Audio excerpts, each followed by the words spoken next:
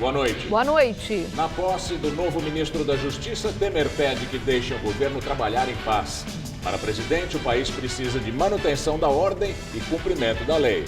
Defesa de Temer insiste em deixar depoimento para depois da perícia na gravação. E se for mesmo agora, que não haja perguntas sobre a conversa suspeita com o Joesley. Empresas de Joesley e Wesley Batista vão pagar multa de 10 bilhões de reais. O acordo de leniência é o maior do mundo e envolve 5 investigações contra o grupo. Ex-gerente da Odebrecht reforça denúncias sobre nova sede do Instituto Lula. Ele conta que a compra foi autorizada e que ex-presidente visitou o imóvel. Supremo nega pedido para libertar Palocci, que está preso há 8 meses. E cresce a expectativa por uma delação premiada do ex-ministro de Lula e Dilma. Vizinhos na Nova Cracolândia resistem à instalação de um centro de apoio a viciados. Eles impediram o início das obras no terreno municipal escolhido para o atendimento. O Jornal da Gazeta está no ar.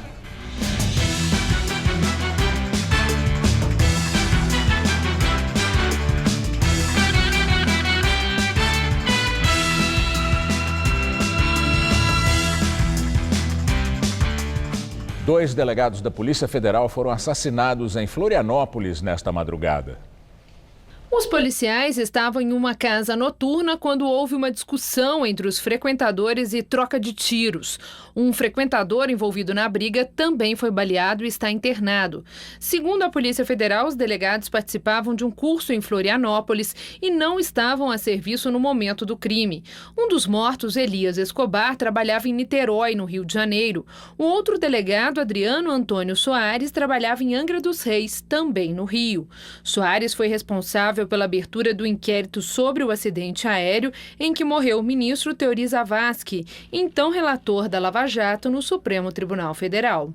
O prosseguimento da investigação sobre o caso de Teori está sendo feito em Brasília por outro delegado desde janeiro, quando ocorreu a queda do avião. Ex-gerente da construtora Odebrecht afirmou em acordo de leniência que a empresa comprou um imóvel para construir uma nova sede para o Instituto Lula. O prédio fica numa esquina.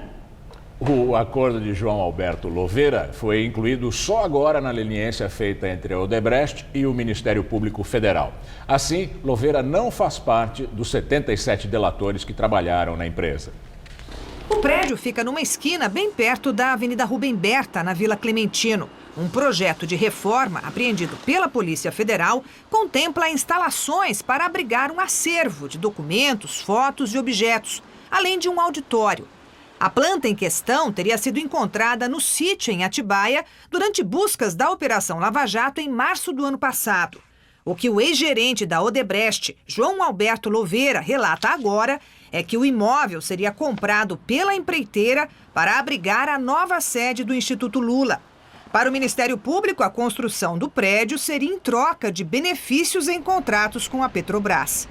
Louveira contou que soube em 2010 que Marcelo Odebrecht pediu a um outro executivo, Paulo Melo, que providenciasse a compra da propriedade. Alguns meses depois, já em julho de 2011, Louveira disse que visitou o imóvel, junto com o ex-presidente, a mulher dele, Marisa Letícia, e Paulo Okamoto, presidente do Instituto Lula.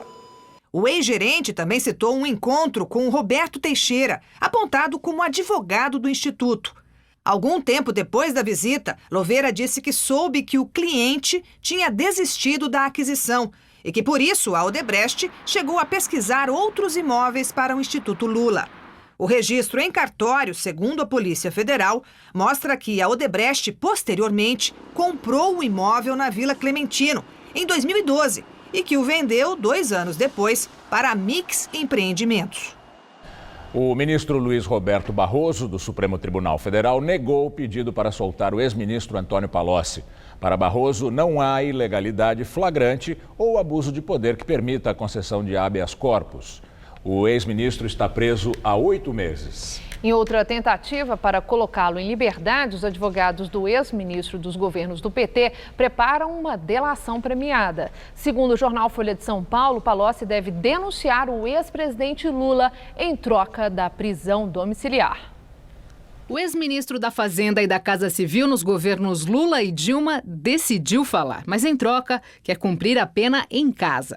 Antônio Palocci é réu na Operação Lava Jato, segundo a denúncia, por ter favorecido a Odebrecht de dentro do governo federal.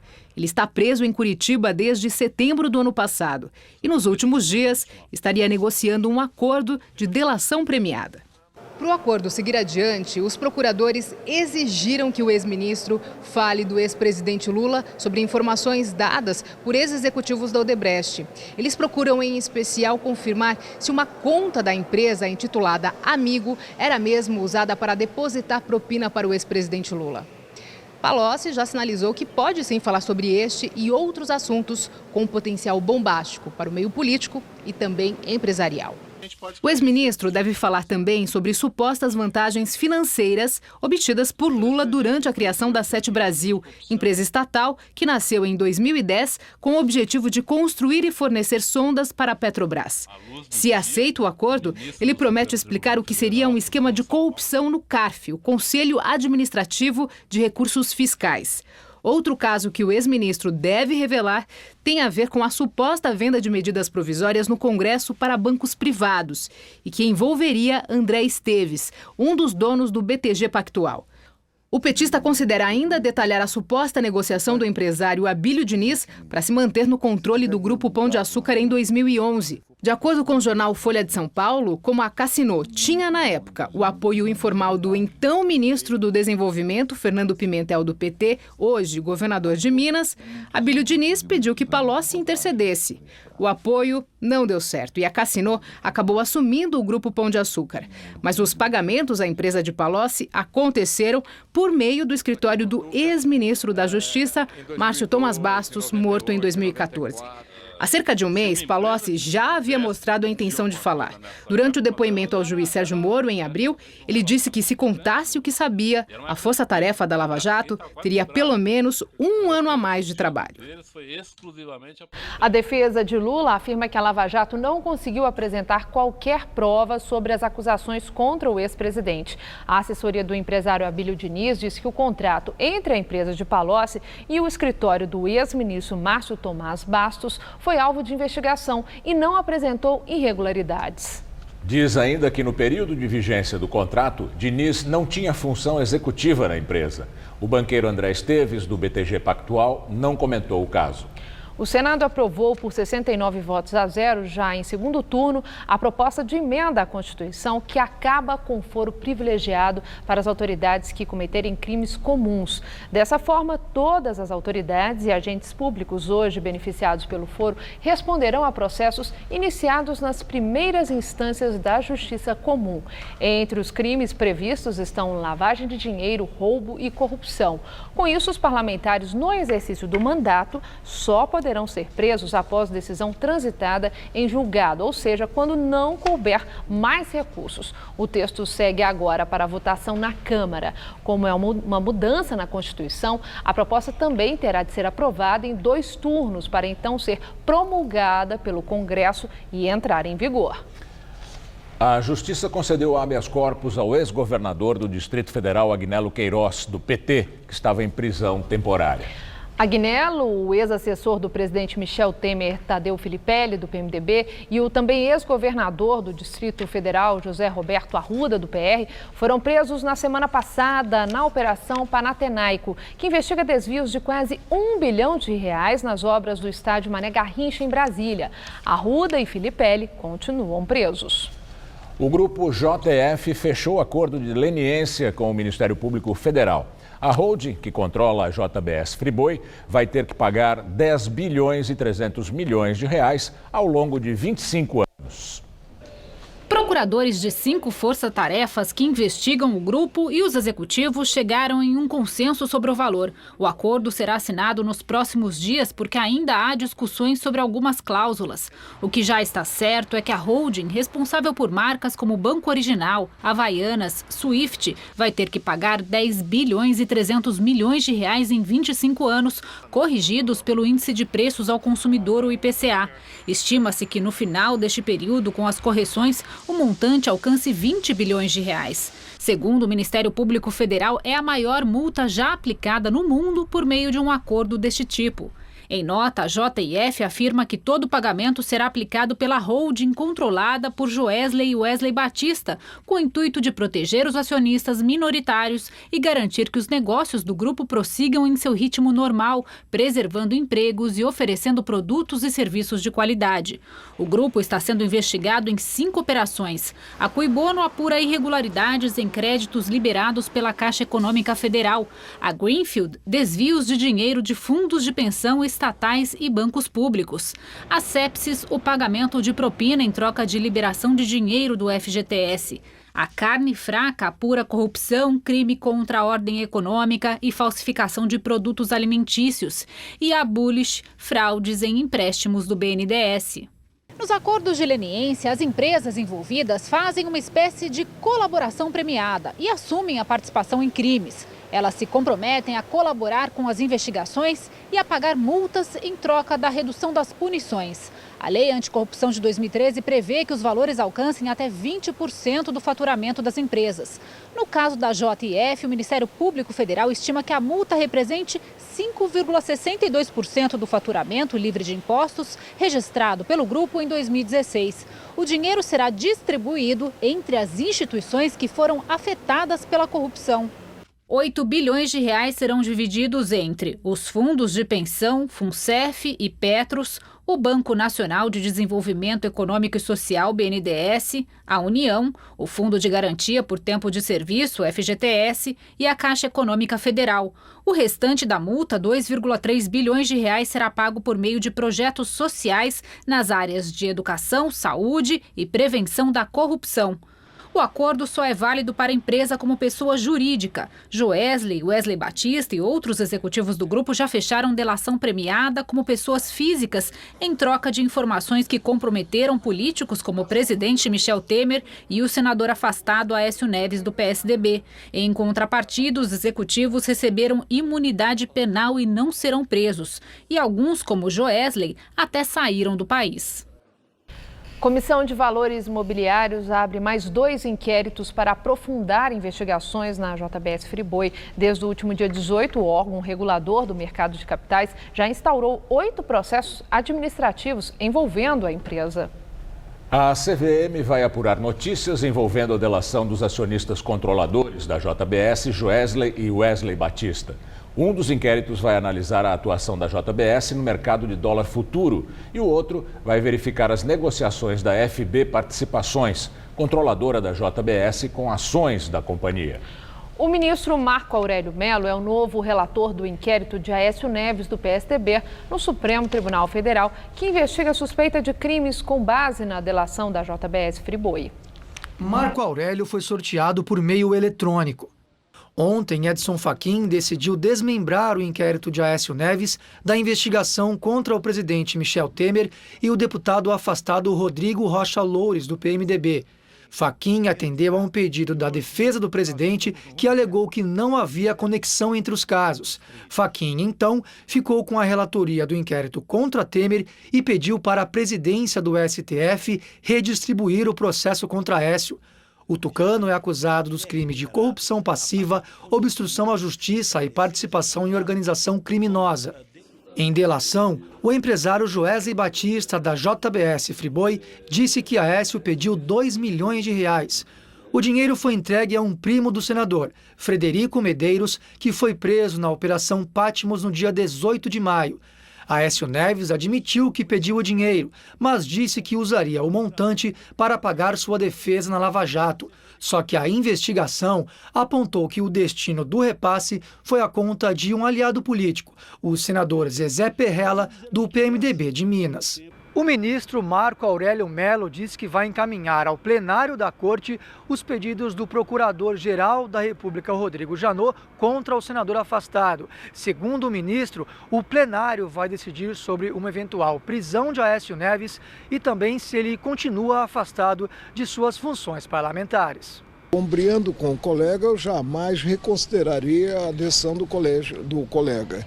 E não reconsiderando, não atuando nesse campo individualmente, eu traria ao colegiado. E de acordo com reportagem do jornal O Estado de São Paulo, o filho de Zezé Perrella, Gustavo Perrella, fez um saque de R$103 mil no dia 13 de abril, um dia após a entrega da mala de R$500 mil da JBS ao primo de Aécio, Frederico Medeiros. O dinheiro foi retirado da conta da Tapera Participações e Empreendimentos Agropecuários, empresa da qual Gustavo Perrella é sócio. O saque foi descoberto pelo Conselho de Controle de Atividades Financeiras, o COAF, e as informações repassadas à Procuradoria-Geral da República. Ainda de acordo com o jornal, no dia 27 de abril, o COAF registrou um depósito em espécie feito por Gustavo Perrella, no valor de R$220 mil, também na conta bancária da Tapera. Na Operação Patmos, além do primo de Aécio, Frederico Medeiros, foram presos ainda a irmã do senador, Andréa Neves, e Menderson Souza Lima, assessor do senador Zezé Perrella. Todos esses casos vão ficar no mesmo inquérito contra o Tucano, sob a relatoria de Marco Aurélio Melo. E daqui a pouco, no Jornal da Gazeta, Rodolfo Gambenini entrevista o deputado estadual pelo PSDB, Pedro Tobias, sobre a crise política. A Comissão de Constituição e Justiça do Senado aprovou hoje a proposta de emenda constitucional para eleições diretas para presidente da República em caso de vacância de poder. A proposta do senador Regufe, do Distrito Federal, sem partido, foi aprovada por unanimidade pela Comissão de Constituição e Justiça do Senado e estabelece eleições diretas se o cargo da presidência da República ficar vago nos 3 primeiros anos do mandato. A eleição direta deve ser realizada caso o presidente e vice-presidente saiam do governo. Depois de passar pela CCJ, a PEC está pronta para ir ao plenário do Senado, mesmo enfrentando algumas resistências de senadores. Quanto tempo demora, senhor presidente, um processo legislativo para alterar a Constituição? Na melhor das hipóteses, 100 dias. Quantos dias o TSE precisa para organizar essas eleições? Organizar, incluindo a mobilização dos recursos humanos, físicos e financeiros imprescindíveis. Ou seja, pelo menos outros 100 dias. Então nós estamos chegando já no início do ano das eleições. Aí eu me pergunto, como fazer 2 eleições no mesmo ano para presidente da República? Essa PEC, se for colocada para o voto, ganha. Porque na hora tem parlamentar que pode estar até contra a eleição direta, mas não tem coragem de deixar suas digitais nesse processo. Segundo pesquisa Datafolha feita em 31 de abril, 85% dos brasileiros são a favor de eleições diretas, caso Michel Temer deixe o governo.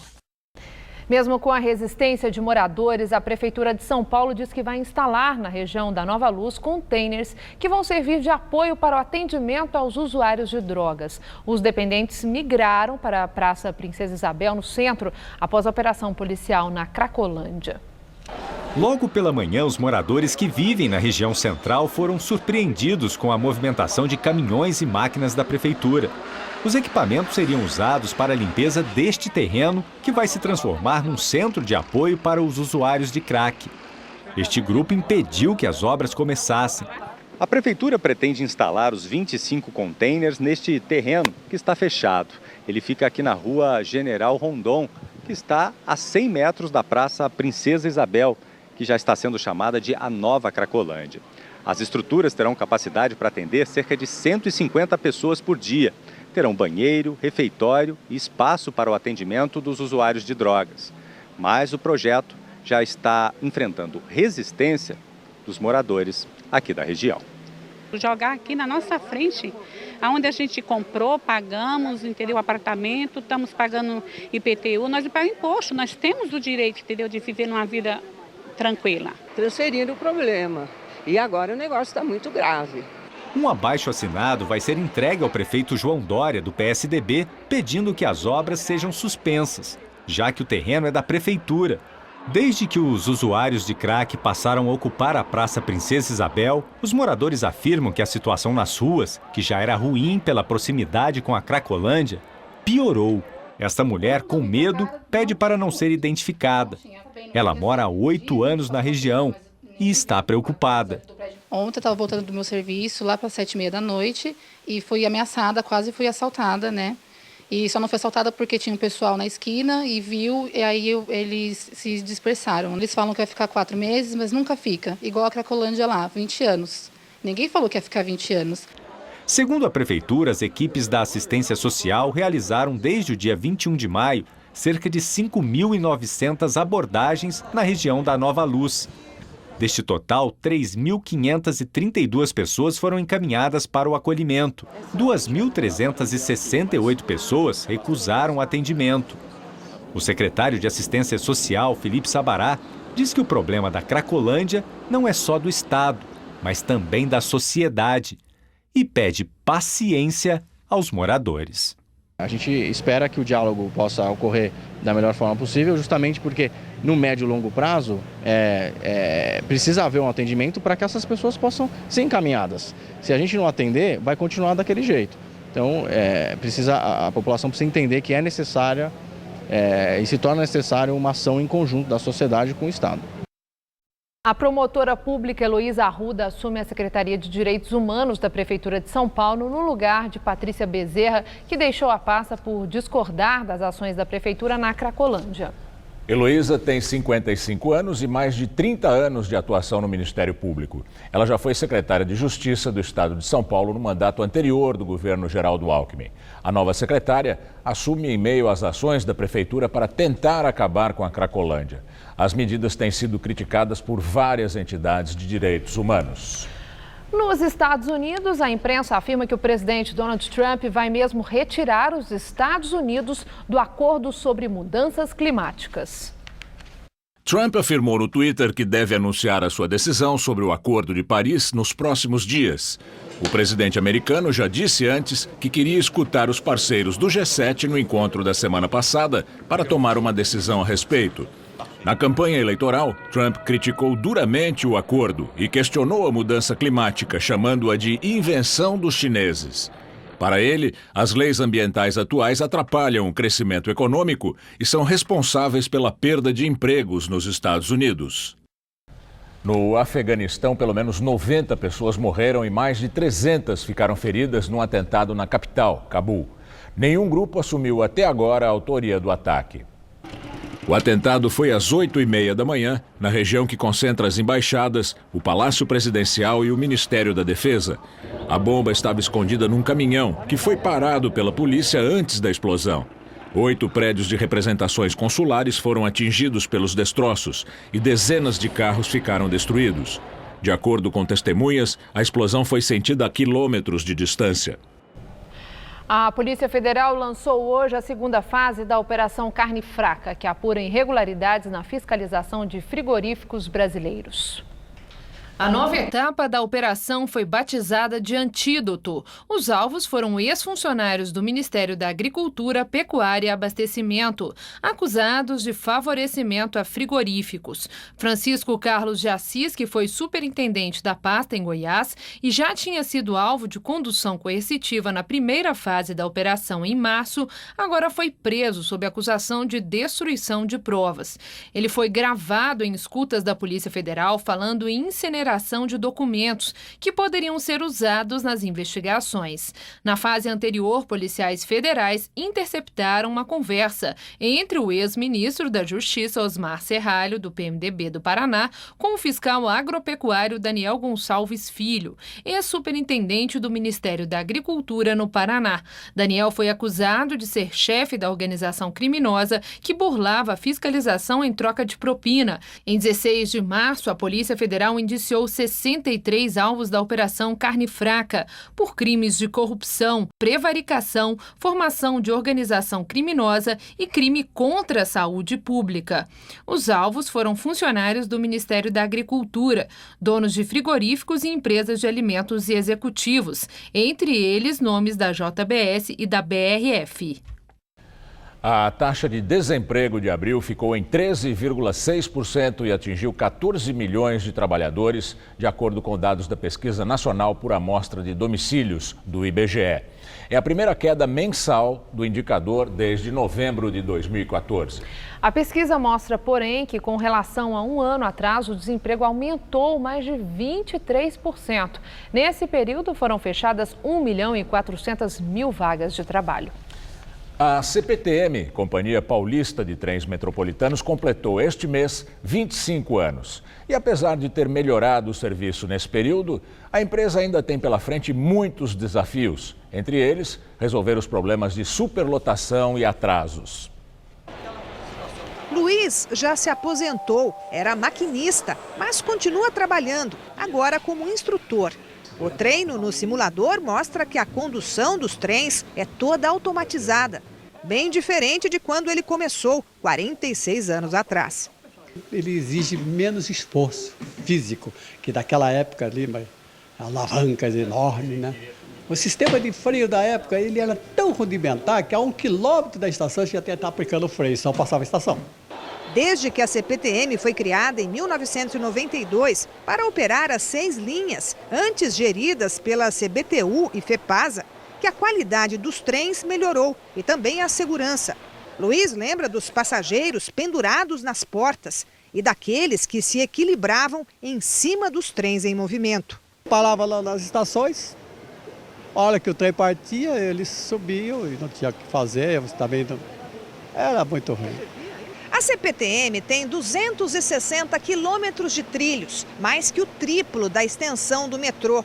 Chega a 22 cidades, 19 na Grande São Paulo.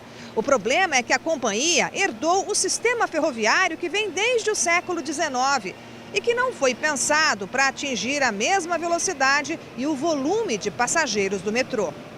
E os projetos de modernização têm enfrentado dificuldade para acompanhar o ritmo da metrópole. Mesmo assim, são quase 3 milhões de pessoas transportadas por dia. Agora, os vagões só circulam com as portas fechadas, mas ainda estão longe de oferecer o conforto ideal. É muito lotado, é muito cheio, não dá nem para entrar. Parece transporte de carga, não de pessoas. Muitos atrasos. Eles dizem que é problema na linha, né? Falha? Falha. Para Manuel, líder da estação, esses ainda são desafios a superar. Quando acaba dando um problema com uma composição ou outra, acaba complicando a vida de todo mundo, tanto do usuário quanto a nossa. Também há obras que se arrastam, como da linha 13 Jade, para ligar o centro ao aeroporto de Guarulhos, prometida para a Copa do Mundo, com previsão agora para o ano que vem. Manuel, ferroviário há 3 décadas, diz que se orgulha da empresa em que trabalha. Só fica desapontado com as denúncias que envolvem a CPTM, de superfaturamento na compra e manutenção de trens. Suposto esquema criminoso, alvo de investigação. A gente fica chateado, né? Porque é um desperdício, né? É um dinheiro que é meu também, não é só do usuário, né? É um dinheiro que está sendo desviado e é nosso, né? Faz parte do nosso bolso aqui, está mexendo nele também. O Comitê de Política Monetária do Banco Central, Copom, reduziu mais uma vez a taxa básica de juros. A Selic caiu para 10,25% ao ano, corte de 1 ponto percentual em relação à taxa anterior. Esta foi a 6ª redução desde outubro de 2016. E agora vamos ao comentário de economia com Vinícius Torres Freire. Já dá para saber se a confusão política vai levar para o brejo a pequena recuperação econômica que começava no início desse ano? Não. Como quase todo dia, hoje sai um monte de números relevantes para saber como anda a economia. Mas são números velhos. A gente viu uma melhorazinha na venda de supermercados, uma piora menorzinha no mercado de trabalho. Mas a maioria é número de até abril, de um passado anterior à crise dos grampos de Temer. Na verdade, tem uma exceção aí, as taxas de juros. As taxas de juros ficaram algo mais salgadas no atacado, mas não o bastante para dizer, por enquanto, que vai atrapalhar a recuperação econômica que vinha começando. Tudo vai depender da política, mais do que nunca. Tudo pode piorar se o ainda presidente Michel Temer, por exemplo, provocar mais confusão. Talvez uma revolta nas ruas, pois ele dá indícios de que pode tentar dar um tranquinho na Lava Jato, por exemplo. Voltando para a economia. Hoje, como a gente acabou de ver, o Banco Central baixou mais as taxas de juros. E como a gente sempre diz aqui, são as taxas de juros no atacadão de dinheiro. A taxa dos negócios entre grandes bancos e as taxas de alguns empréstimos para o governo. Antes da crise, se esperava queda maior do que esse 1 ponto percentual. Mas essa queda de apenas 1 ponto percentual, não de 1,25, não deve ser um problema maior por enquanto. No atacadão de dinheiro, as taxas de juros deram um pulo grande logo no dia seguinte ao do estouro da crise. Depois caíram um pouco, mas ainda estão acima do nível do dia 17 de maio, o dia em que se soube das conversas vergonhosas do presidente. E daí? No atacadão, o custo do dinheiro não mudou muito para pior. Mas o que vai acontecer com os empréstimos para pessoas e empresas? Essa é a grande dúvida a seguir. Os juros tinham começado a cair também nos bancos. Com a crise, aumenta o risco de que os bancos passem a emprestar menos ou cobrar mais. Aí a coisa começa a desandar. Se todo mundo se assustar, banco, empresa, consumidor, a recuperação vai para o vinagre. Para evitar essa desgraça, é preciso resolver a crise política rapidamente. Como disse hoje também o Banco Central, ao anunciar a nova taxa de juros. Boa noite. O sol voltou a brilhar hoje aqui na capital e esquentou de novo. A máxima foi aos 25 graus. Só que agora à noite a temperatura já caiu, né? Faz um friozinho. Ainda bem. Pois é. E tudo indica que vai esfriar mais essa quinta-feira, como você gosta, viu, Gamberini? Vamos ver em detalhes a previsão com Mariana Armentano.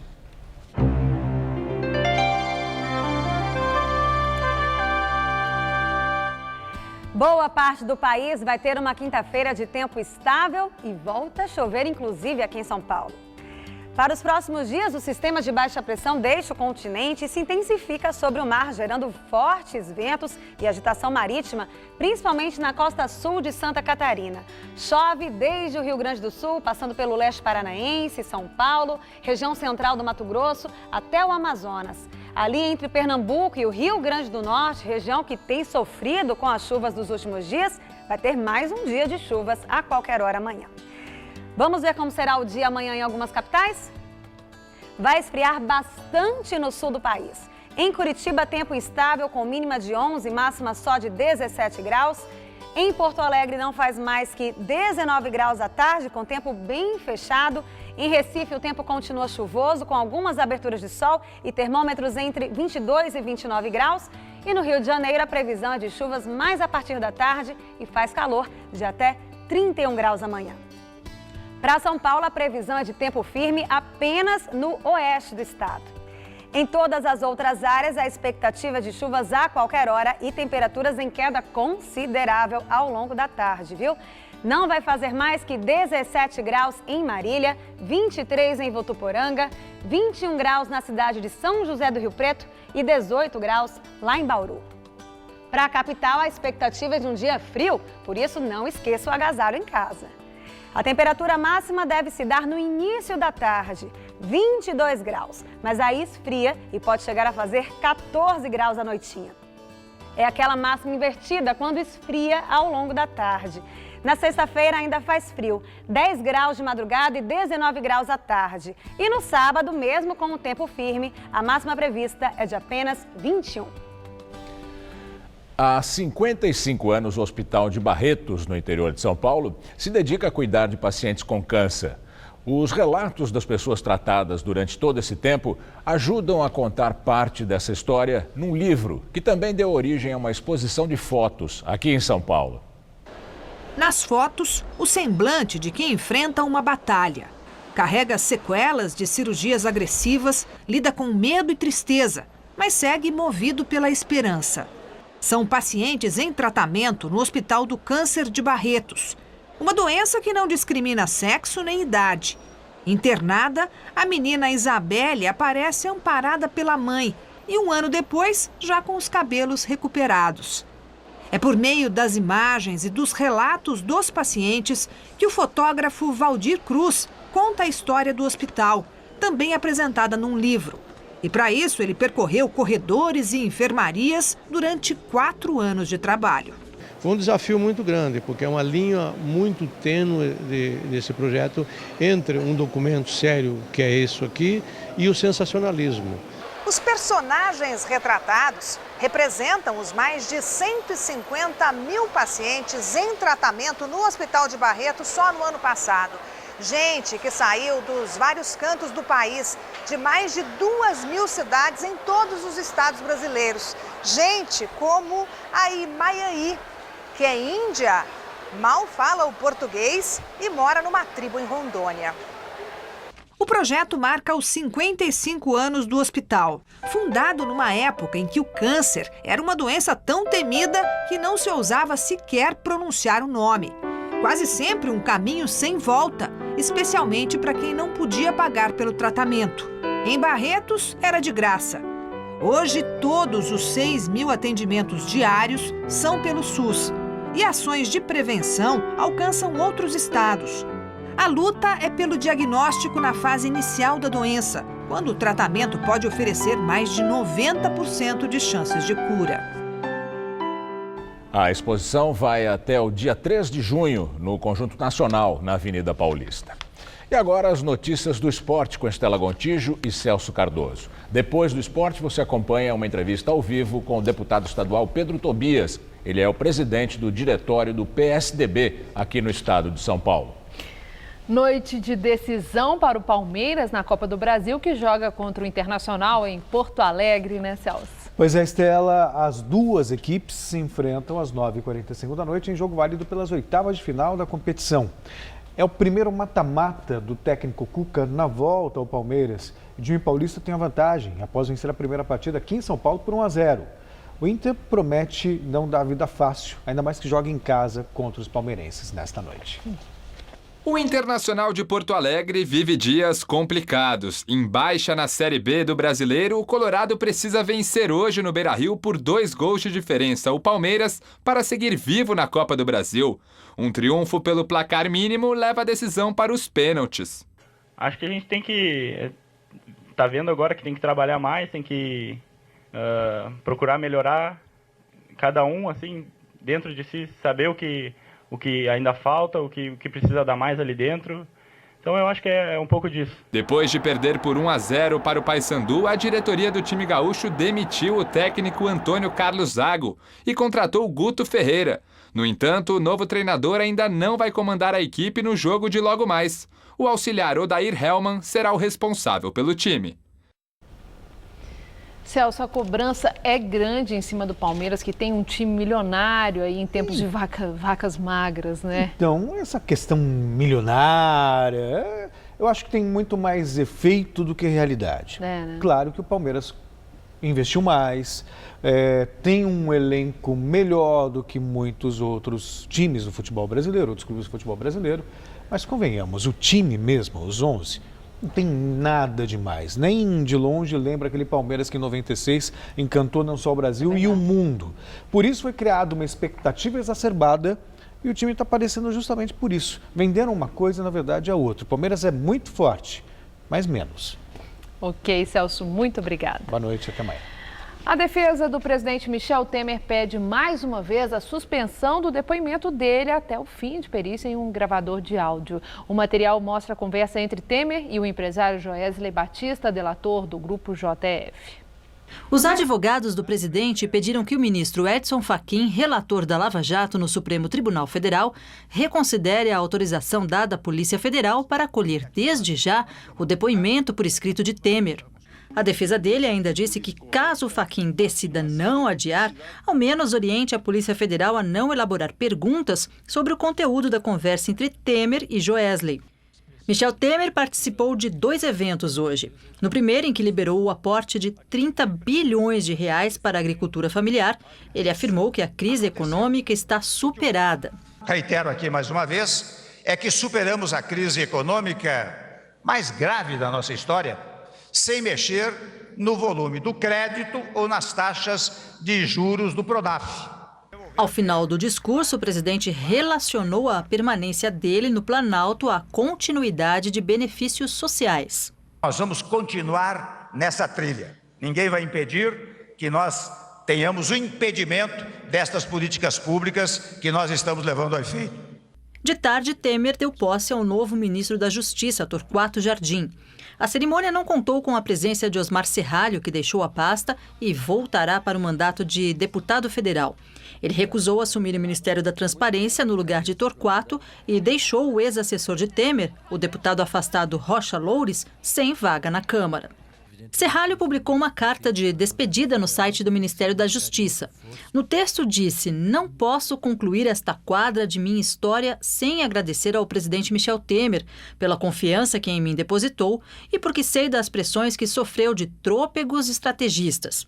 Serralho também se defendeu das críticas de que não agiu durante o protesto que terminou em violência e depredação na esplanada dos ministérios na semana passada e que levou Temer a convocar o Exército. Ele afirmou que não arredou 1 centímetro do Palácio da Justiça, acompanhando os trabalhos comandados pelo general Santos Cruz e as ações da Força Nacional. No evento da posse de Torquato, Temer disse que o país vive momentos de conflito institucional. Precisamente porque não se dá cumprimento, muitas e muitas vezes, à ordem institucional. E o que nós precisamos, com muita celeridade, com muita rapidez, é exatamente recuperar a institucionalidade no país. O ministro do Supremo Tribunal Federal, Edson Fachin, negou o pedido da defesa do presidente Michel Temer para suspender o depoimento dele à Polícia Federal no inquérito da JBS Friboi, até que a perícia na gravação do áudio de conversa com o empresário Joesley Batista fosse concluída. O ministro ainda autorizou que a Polícia Federal possa fazer perguntas a Temer sobre o áudio, mas ressalta que o presidente tem o direito de ficar calado. Em entrevista coletiva, após tomar posse, o novo ministro da Justiça, Torquato Jardim, disse que a definição sobre mudanças no comando da Polícia Federal deve levar meses. Diante da insistência de jornalistas sobre a permanência do diretor-geral Leandro Daiello no comando da Polícia Federal, Torquato Jardim disse que vai conhecer e conversar com Daiello antes de fazer possíveis mudanças na instituição e que uma decisão deve levar meses. Eu respondo daqui a 3 meses, quando tiver estudado melhor a Polícia Federal. Ele também negou uma suposta intenção de inibir a Operação Lava Jato, que investiga o presidente Michel Temer, 8 ministros e parlamentares da base governista. A Lava Jato era uma oportunidade única de se conceber no Brasil uma nova ética pública, marco civilizatório. E por quê? Porque não há como. A Lava Jato é um programa de Estado, não é mais coisa de governo, nem de Ministério Público, nem de Judiciário, nem de Executivo. É um programa de Estado, é uma vontade de Estado, é a demanda da sociedade brasileira. O novo ministro também negou as informações de que a sua nomeação vai influenciar o TSE, Tribunal Superior Eleitoral, que vai julgar a partir do dia 6 de junho a ação que pode levar à cassação à chapa Dilma Temer. Se eu tivesse todo aquele prestígio que a imprensa me atribuiu nos tribunais superiores, eu não teria assumido o Ministério da Justiça e voltava para o escritório de advocacia. Se eu tivesse toda essa influência no TSE e quisesse praticar algum ato nas sombras, eu continuaria no Ministério da Transparência, não estaria no Ministério da Justiça. Até porque metade de vocês nem sabe onde é o Ministério da Transparência. Não tem qualquer fundamento. E agora o comentário de Josias de Souza, direto de Brasília. Na sua primeira entrevista como ministro da Justiça, Torquato Jardim fez comentários bem comportados sobre a Lava Jato. Ele disse que a operação é um marco civilizatório, é um programa de Estado, não de governo, é coisa da sociedade brasileira. O novo ministro deixou em aberto, porém, a possibilidade de trocar o comando da Polícia Federal. Disse que estudará o tema com serenidade. Horas antes da posse de Torquato Jardim, seu antecessor, o deputado Osmar Serralho, anotou numa carta de despedida que foi retirado da poltrona de ministro da Justiça porque Michel Temer sofreu pressões de trôpegos estrategistas. Com essas palavras, Serralho insinuou que caiu porque os estrategistas do presidente, trôpegos, achavam que ele não controlava adequadamente a Polícia Federal. As declarações de Torquato Jardim soaram adequadas, mas é impossível deixar de notar que ele é um ministro de um presidente sob investigação, apoiado por políticos que foram grampeados defendendo a sabotagem das investigações. A boa notícia é que, até o momento, todos os que agiram para estancar a sangria da Lava Jato se deram mal. A própria presença de Michel Temer como protagonista de um processo criminal no Supremo Tribunal Federal é uma evidência de que a Lava Jato e outras operações fugiram ao controle dos investigados. O projeto Torniquete não prosperou. Pessoas poderosas tornaram-se impotentes. Boa noite. O Supremo Tribunal Federal iniciou hoje o julgamento que vai decidir se o foro privilegiado vai ser restringido na Corte. O Procurador-Geral da República, Rodrigo Janot, e o relator do processo, o ministro Luiz Roberto Barroso, se manifestaram a favor da restrição. No voto lido hoje em plenário, o relator Luiz Roberto Barroso defendeu que apenas crimes cometidos por parlamentares e ministros no exercício do mandato sejam alvo de investigação na Corte. Isso daria, segundo ele, agilidade para o órgão na punição de crimes cometidos por aqueles que eventualmente tenham direito ao foro privilegiado. Ao se posicionar sobre o caso, Barroso disse que 90% dos processos que estão hoje sob investigação não se enquadram no perfil e entopem a Corte, desvirtuando a função do tribunal. A existência do foro privilegiado perante o Supremo produz números muito ruins. O prazo médio para recebimento de uma denúncia pela Corte, de acordo com a Assessoria de Gestão Estratégica, é de 581 dias.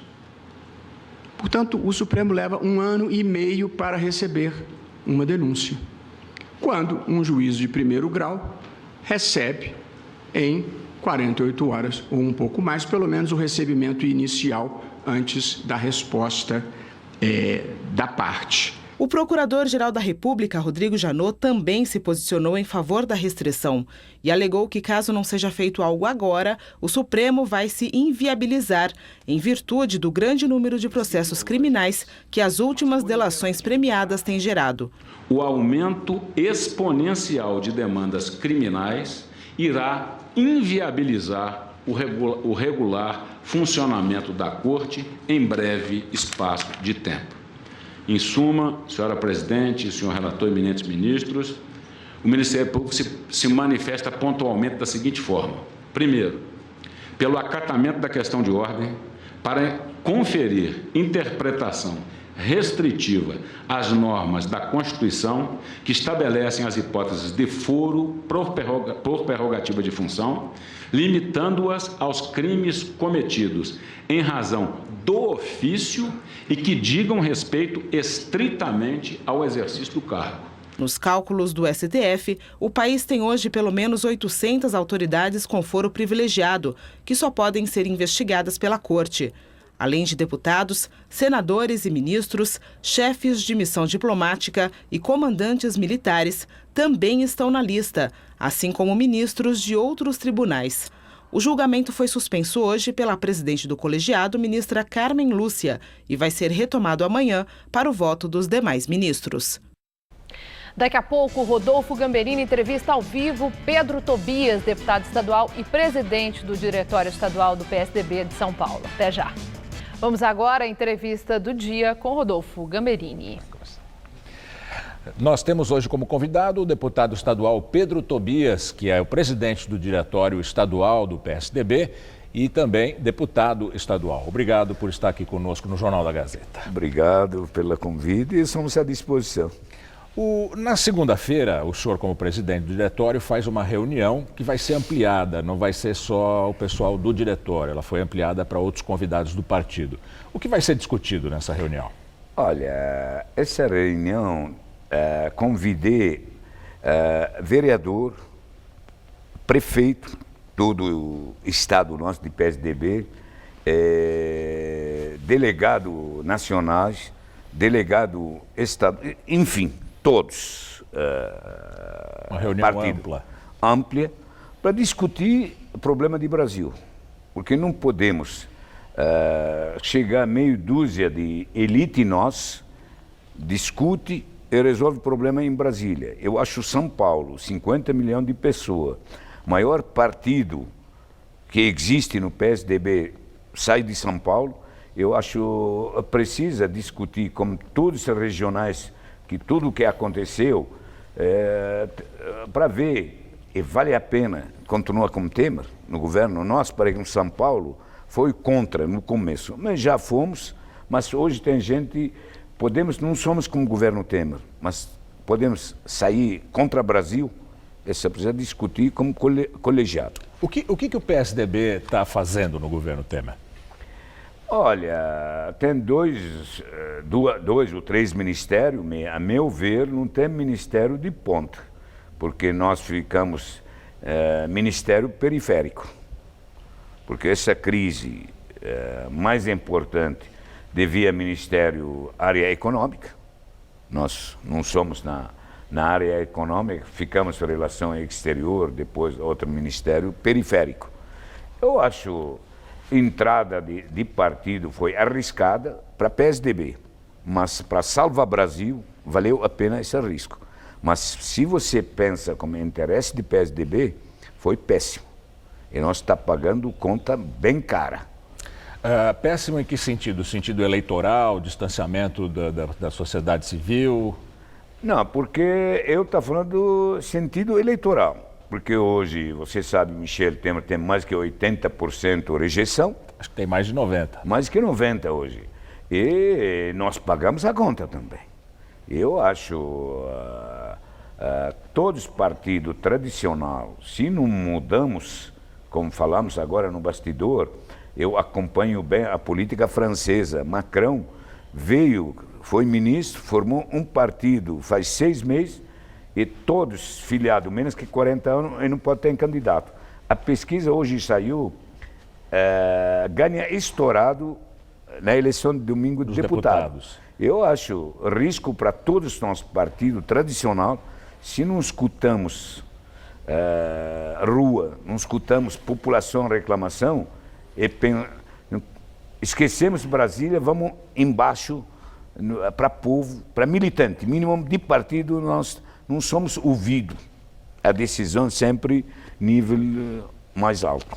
Bom, mas um dos líderes mais jovens do PSDB é o Aécio Neves, que está numa enrascada. O que o senhor acha da situação do Aécio? A pena, Aécio foi meu amigo, doloroso, alguém, amigo seu, mas como alguém tem bônus de um cargo político, presidente de partido, eu acho, se pode dar conselho para Aécio Neves, devia pedir demissão de partido, não é afastar.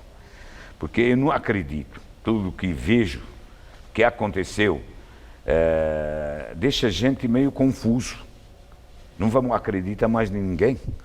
Eu acho que foi muito grave, se essa gravação verdadeira, vai se defender, tudo bem, mas eu, se pode dar conselho para ele... E se tiver que decidir sobre a expulsão dele? Olha, se alguém de partido, você sabe, presidente não pode nem votar, só vota para desempatar.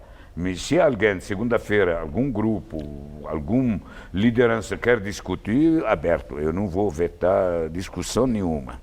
E se a maioria aprovar, paciência. Porque eu acho que na vida política, nós devia ser, não podemos ser igual ao PT.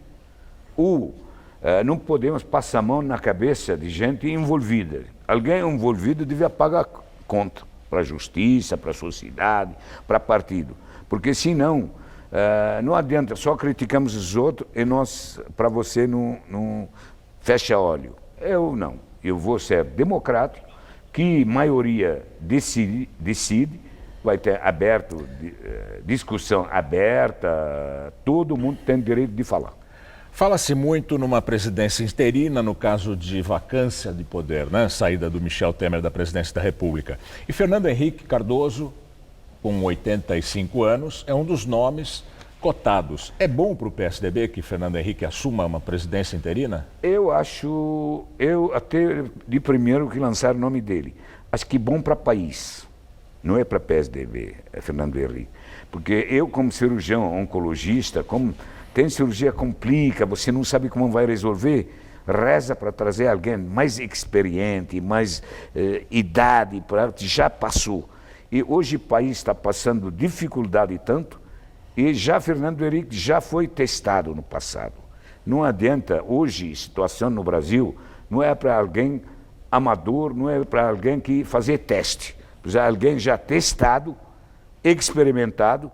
Eu acho que vai ser bom para o Brasil, mas vamos tentar, alguém convence ele. Para mim, se chegar, tem chance de salvar o Brasil, porque qualquer um não é fácil salvar. Última pergunta para que o senhor responda rápido. O senhor falou em renovação do partido, agora defendeu o Fernando Henrique. E o Dória? Ele pode representar algo novo no partido? Pode, mas na política também, eu acho que está fazendo excelente governo em São Paulo. E São Paulo, 10 milhões, muito maior que muitos países no mundo por aqui. Eu acho o Dória excelente prefeito, vai continuar. Lógico, um quadro nosso, reserva para tudo. Mas meu candidato para presidente da República chama Geraldo Alckmin. Tá bem, muito obrigado pela entrevista. Boa obrigado. noite. O Jornal da Gazeta termina aqui. A edição de hoje pode ser vista no site do Jornal da Gazeta. Mais notícias em nossa edição das 10. Uma excelente noite para você. Boa noite e até amanhã.